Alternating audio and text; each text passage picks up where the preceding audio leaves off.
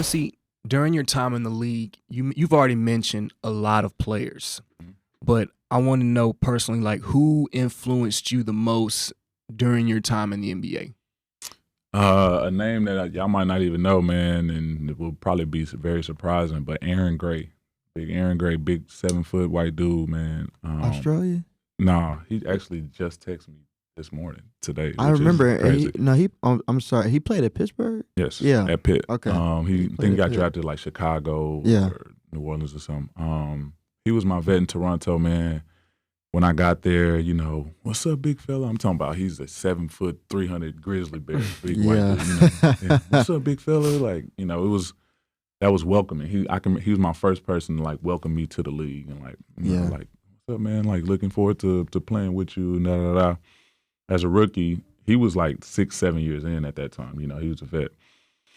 And as a rookie, he, I was a second round player, so I had to be at the gym working out an hour before practice, and I'm talking about full hour, full-fledged workout, and then practice starting, they walking in, getting on, and I got to get right to practice, So he would be in there doing my workouts with me, he wasn't playing that much, he's just a good, solid vet, but afterwards, he would be working out with me afterwards. He'd make me stretch with him. Like, we had a whole little routine. We would sit down and stretch after every practice. He the one that got me running, after practice if I wasn't playing, like, on the side, like, hey, come on, man, let's run these sprints. Just really took me under his wing and, like, was just my big brother, man. Like, just opposites attract. Just this big white dude from the East Coast, and I'm, Southern black dude who, had my guard up, And he really took me in and really was a brother, and it still is a brother to me to this day. And then I got drafted. Traded my second year. That was the hardest thing that ever happened to me. One of them, anyway. Just got traded. Didn't even know. How'd you find out?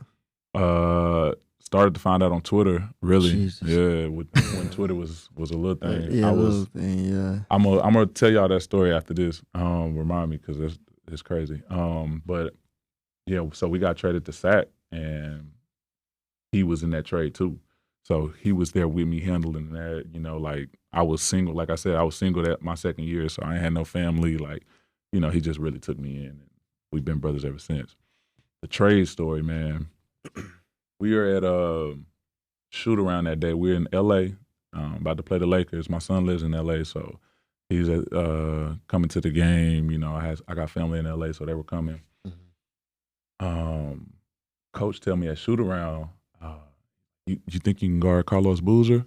I think he was on L.A. at that time. I was like, come on, coach. You know what I'm saying? So he was like, all right, well, I'm going to start you on him tonight. First career start. I'm like, man, I'm calling everybody, like, tune in. I'm starting tonight. Like, this is it. This is it, yeah. We go back to the hotel, whatever. So everything's normal. I'm on the bus. I'm on first bus to the game for a shoot around and all that. And who was it? Rudy. No, not Rudy. DeMar DeRozan. He was sitting in front of me. He was like, yo,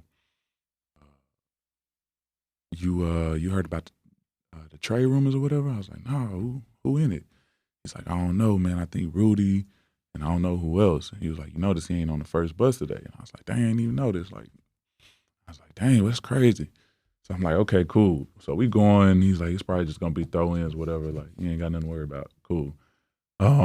We get to the gym. We see one of the old coaches who used to be at Toronto last year. We all dapping them up, and then I think they kind of talking, and then we kind of going.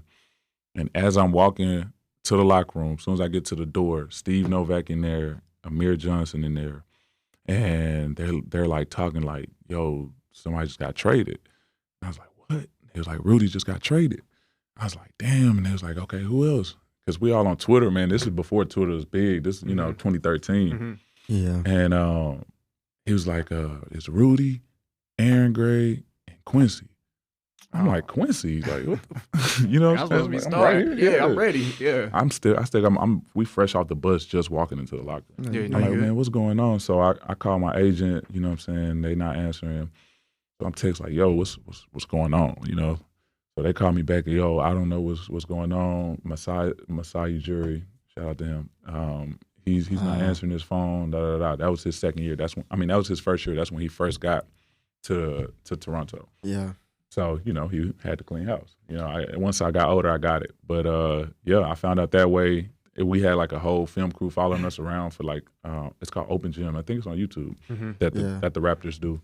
And they captured that whole thing, and like I found out right there. I never took my clothes off. We had to get back on the bus and go back to the hotel. And Rudy got us a private jet, because he kind of felt bad, because we were throw-ins. He was the one getting traded. That's when we got traded to SAC, and Toronto got Patrick Patterson, Gravis Vasquez, John Salmons, and Chuck Hayes. I remember that trade. And that was when Toronto started, that was when they started getting good, Yeah, it's just crazy, man, on how the NBA is structured. I mean, you think about, I think that's one thing a lot of, normal people with normal jobs underestimate about the NBA play and just professional sports period is that at any given moment, you got to get up and go across the country or get traded. I mean, like they just think that it's, go ahead, yeah. We were on the road. We were on a 16-day road trip, which was, I don't think they do those anymore. That's insane. Like, it was insane. We were like, it was the whole West Coast trip because we were in Toronto. So they just try to knock out as many LA and West Coast teams as they can, so we ain't got to go back and forth. So sometimes it'd be like 4 or 5 days in between the game, you know what I'm saying, just to kind of kill it. So it was fun or whatever. But, so we live in our suitcase. I get traded like the last game of that road trip when we were in LA. And I never went back to Toronto. Like, I never went back to I had a whole apartment there that was full of stuff, you know what I'm saying? I had to send my business manager there. He had to go pack up all my stuff. I had to tell him, like, I think we was on Skype. This was before Facebook. Yeah, I remember Skype. FaceTime. Yep. I'm having to tell him where everything is, and he is orchestrating everything. He had to pack up all my stuff because I had to play. I got traded, and we right at it. We was on the road. And so I still got the 2 bags that I had, or 1 bag that I had on the road. I had to go shopping and everything because all my stuff got held up at customs because it was getting shipped from Toronto to Sacramento. So my car and all my belongings got held up at customs. So I didn't get my stuff for like 2 months. I was living out of a hotel, living out of bed, man. It was crazy. Wow. Yeah, Toronto. I do have to ask about Rudy. You said he felt bad, so I was wondering, did Rudy want that trade? I still don't really know. I never asked, bro.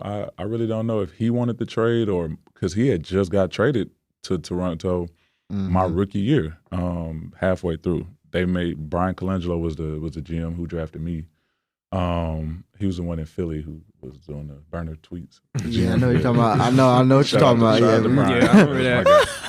But he drafted me, and then they fired him, and then they brought in Masai next year. But he traded for Rudy midway through my rookie year, and then when Masai got there, he traded Rudy midway through my second year.